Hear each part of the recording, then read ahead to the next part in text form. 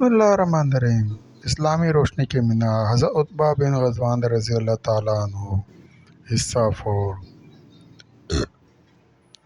بہترین جنگی حکمت عملی۔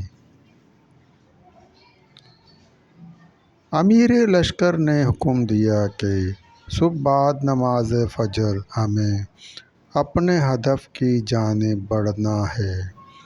دجلہ کے کنارے یہ شہر ایرانی فوج کی بہت بڑی رسدگاہ تھی، جہاں بہت بڑی تعداد میں سامان حرب کے علاوہ سونے چاندی کے قیمتی جواہرات اور دیگر نایاب اشیاء کا بہت بڑا ذخیرہ محفوظ کیا گیا تھا۔ شہر کے چاروں جانب بڑے بڑے قلعے اور فصیلیں تھیں، جن کے برجوں پر دشمن پر نگاہ رکھنے کے لیے بہت بڑی تعداد میں مورچے بنائے گئے تھے،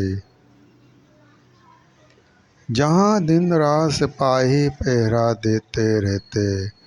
نبی کریم صلی اللہ علیہ وآلہ وسلم کے ساتھ تمام غزوات میں شجاعت و پامردی کے جوہر دکھانے والے حضرت عتبہ رضی اللہ تعالیٰ عنہ کے جذبہ جہاد کے سامنے کنکریٹ کی ان دیواروں کی کوئی حیثیت نہ تھی۔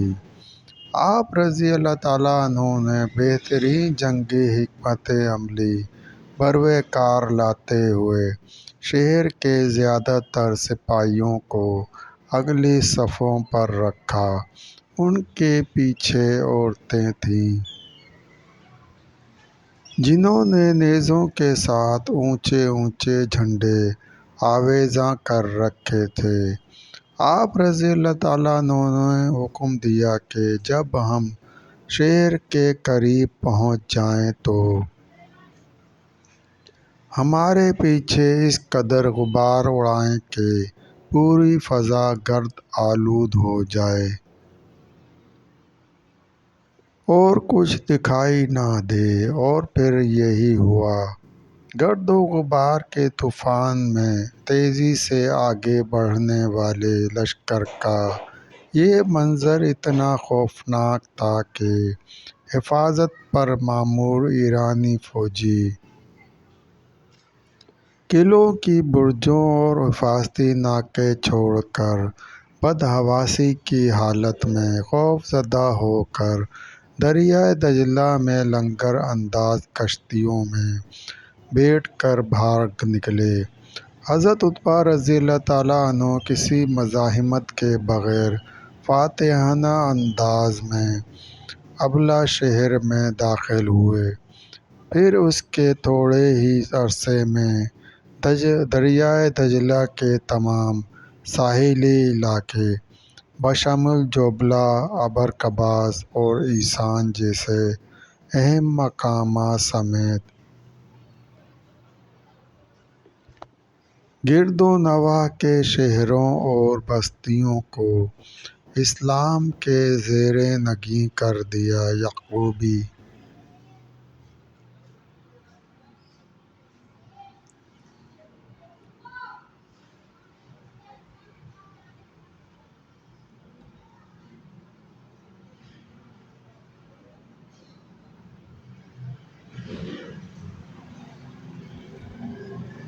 بصرہ شہر کی تعمیر۔ ابلا کے اس محاذ پر مسلمانوں کو بے حساب مال و دولت ہاتھ آیا، یہاں تک کہ کسمہ پرسی سے زندگی گزارنے والے یہ مجاہدین راتوں رات امیر کبیر ہو گئے۔ دولت کثرت اور آرام و آسائش کی یہ خبریں جب مدینہ پہنچیں تو لوگ جوک در جوک ابلا کا رخ کرنے لگے۔ ایک برگزیدہ صحابی رسول صلی اللہ علیہ وآلہ وسلم اور تجربہ کار جنرل کے لیے یہ لمحہ فکریہ تھا۔ انہیں اندیشہ تھا کہ یہاں کی چاولوں سمیت مرغوب غذائیں اور پرآسائش زندگی مجاہدین کو کہیں ان کے مقصد حیات سے دور نہ کر دے، ان کا جذبہ جہاد ماند نہ پڑ جائے۔ چنانچہ انہوں نے بندرگاہ کے نزدیک شہر کے پرفضا مقام پر ایک نیا شہر بسانے کی تجویز امیر المومنین رضی اللہ تعالیٰ عنہ کو بھیجی۔ سیدنا عمر فاروق رضی اللہ تعالیٰ عنہ نے ان کی تجویز پر نہ صرف شہر کی تعمیر کی منظوری دی بلکہ اس کا نام بصرہ بھی خود تجویز فرمایا۔ حضرت عتبہ رضی اللہ تعالیٰ عنہ بن غزوان رضی اللہ تعالیٰ عنہ نے شہر کی داغ بیل ڈالی اور مجاہدین کے ہر قبیلے کے لیے ایک ایک محلہ مخصوص کر دیا۔ آپ رضی اللہ تعالیٰ عنہ نے یہاں سب سے پہلے ایک مسجد بنانے کا حکم دیا۔ امیر المومنین نے حضرت عتبہ بن غزوان رضی اللہ تعالیٰ عنہ کو اس نئے شہر کا والی مقرر فرمایا۔